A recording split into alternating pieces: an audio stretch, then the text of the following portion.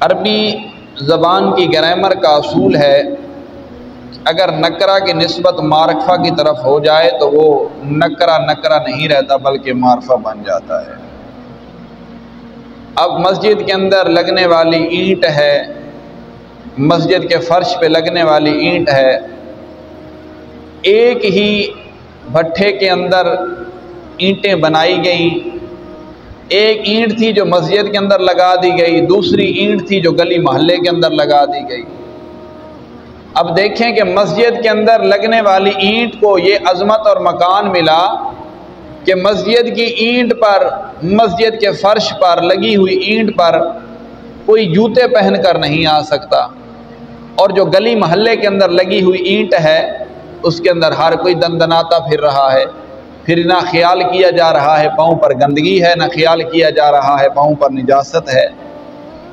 तो अब देखें, इसी हिसाब से एक ही फैक्ट्री के अंदर बनने वाला कपड़ा, एक कपड़े को उठाकर कुरान पाक के साथ लगा दिया गया, एक कपड़े को उठाकर इस्तेमाल में लाया गया, रफ़ के तौर पर उसे इस्तेमाल किया गया, सफाई के तौर पर।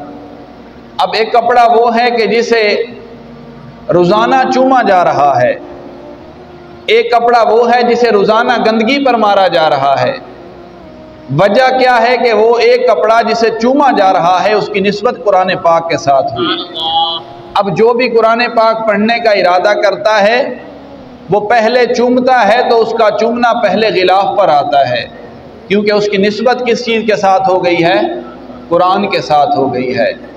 तो बाकी काफ़ी चीज़ें ऐसी हैं, एक दरख्त पैदा हुआ, उसकी लकड़ी थी, लकड़ी को काटा गया, उसे तख्ते बनाए गए, चीरा गया। एक लकड़ी के साथ जानवरों को मारने के लिए उसे इस्तेमाल किया गया, गधे को मारने के लिए, गधे को सज़ा देने के लिए उसे मुकर्रर कर लिया गया। और उसी लकड़ी से, लकड़ी को चीर कर, फट्टे बनाकर, तख्ते बनाकर उसे कुरान पाक के रहल के तौर पर इस्तेमाल किया गया। और अब कुरान पाक के रहल के तौर पर इस्तेमाल होने वाली फट्टी को ये मकाम मिला कि जो कुरान पाक को मकाम मिला था, कुरान पाक की निस्बत की वजह से उस फट्टी को भी मकाम मिला। तो मैं जो बात अर्ज़ कर रहा हूँ मेरे दोस्तों, आज हम उम्मत मुस्तफ़ा सल्लल्लाहु अलैहि वसल्लम को जो अज़मतें और शानें मिली हैं, ये किसी और वजह से नहीं मिली, बल्कि अल्लाह ताला के पाक नबी हज़रत मोहम्मद मुस्तफ़ा सल्लल्लाहु अलैहि वसल्लम के सदक़े मिली हैं। हर एक चीज़ को निस्बत की वजह से मकाम मिला, चाहे वो लकड़ी थी, चाहे वो ईंट थी, चाहे वो कपड़ा था, चाहे वो कागज़ था। एक ही फैक्ट्री के अंदर बनने वाला कागज़, एक पर नावल लिख दिया गया और एक पर कुरान पाक को लिख दिया गया। अब जिस पर कुरान को लिखा गया उसे शब व रोज़ चूमा जा रहा है, और जिस पर नावल लिखा गया था उसे पढ़कर कूड़े करकट के ढेर पर फेंक दिया गया है। तो बात यह है कि जिस किसी की निस्बत अच्छों के साथ हो जाती है, जिस किसी की निस्बत एक अच्छी चीज़ के साथ हो जाती है, वो उनके साथ मिलकर जो है वो अच्छा शामिल हो जाता है। रसूलुल्लाह सल्लल्लाहु अलैहि वसल्लम की हदीस से मुबारक, अल्लाह के नबी अलैहिस्सलाम ने इरशाद फरमाया कि दुनिया के अंदर जो बंदा जिस हालत में फौत होगा कल बरोज़े क़यामत वो वैसे ही उठाया जाएगा। नेकों के साथ निस्बत थी, नेकों के साथ बैठने वाला था, नेकों के साथ उसकी नशिस्त थी, नेकों के साथ उसकी मजलिस हुआ करती थी। तो जब वो मर गया, फौत हो गया, तो कल बरोज़े क़यामत उसे नेकों के साथ उठाया जाएगा। अगर उसकी निस्बत किसी बुरे के साथ थी, किसी गंदे के साथ थी, किसी भेड़े के साथ थी, तो कल बरोज़े क़यामत वो उसी हालत में उठाया जाएगा। आज हम सुनते हैं, अक्सर तौर पर सुना जाता है जी, किसी की शादी थी जी, किसी मजलिस थी, महफल थी, मजलिस की कई किस्में हैं, महफल की कई किस्में हैं। बुरी महफल की बात कर रहा हूँ, फलां से प्रोग्राम ख़त्म हुआ, इतने लोग आ रहे थे, एक्सीडेंट हुआ, फौत हो गए, मर गए। और सबसे ताज्जुब वाली बात यह है कि मरने वाले नशे की हालत में थे, मरने वालों के पेटों के अंदर शराब भरी हुई थी, नशा भरा हुआ था।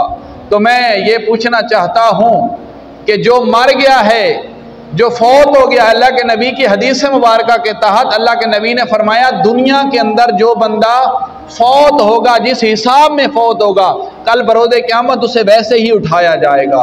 तो जो बंदा नशे की हालत में मरा, जो बंदा शराब पी कर मरा, तो वो क्या कल बरोज़े क़यामत जिस वक़्त नफ्सो नफ्सी का आलम होगा, तमाम रूए ज़मीन के इंसानों को उठाया जाएगा, सूर को फूंका जाएगा, तो जब वो खड़ा होगा तो उसी नशे की हालत में खड़ा होगा।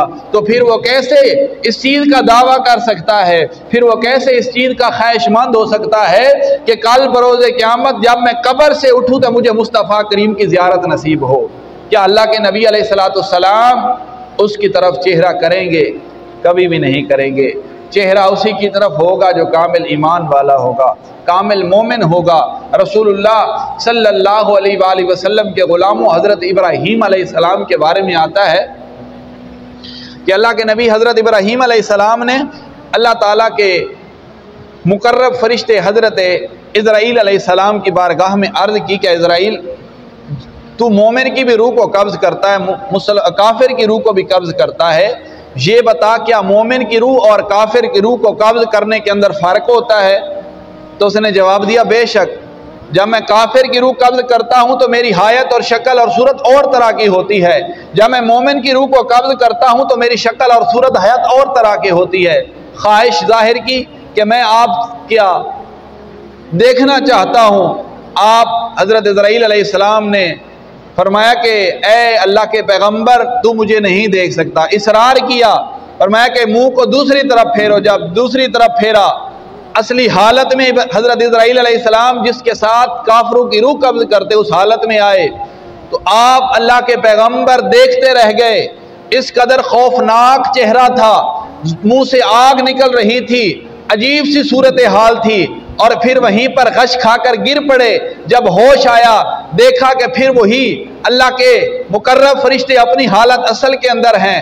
फिर सवाल किया कि अल्लाह के मुकर्रब फरिश्ते, ये ऐसी सूरत हाल थी, ये ऐसी कंडीशन थी कि काफिरों पर और अजाब ना भी रब ताला भेजे, आपका उनके लिए रूह कब्ज़ करने की जो हायत है उन पर तो इतनी भारी पड़ती होगी तो उस किसी और सजा की तरफ उन्हें जाने की ज़रूरत ही ना पड़ती होगी। फिर फरमाया कि मोमिन की रूह को कैसे कब्ज़ किया जाता है। फिर अल्लाह के पैगंबर को हुक्म मिला मुंह दूसरी तरफ किया जाए, दूसरी तरफ मुंह किया।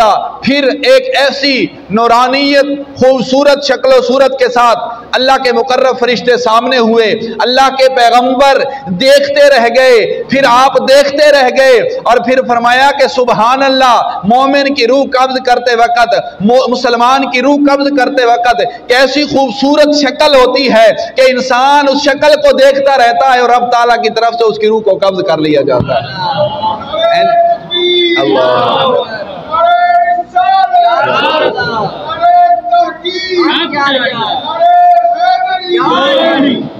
तो अल्लाह तबारक व तआला ने हम मुसलमानों को आका करीम सरकार दो आलम सल्लल्लाहु अलैहि वसल्लम का उम्मती बनाया, जिसके बारे में अल्लाह ताला ने फरमाया कुंतुम खैरा उम्मतिन उखरिजत लिन्नास, कि मैंने तेरी उम्मत को ऐसे लाजवाल बनाया है कि इससे कबल मैंने किसी और उम्मत को पैदा ही नहीं किया।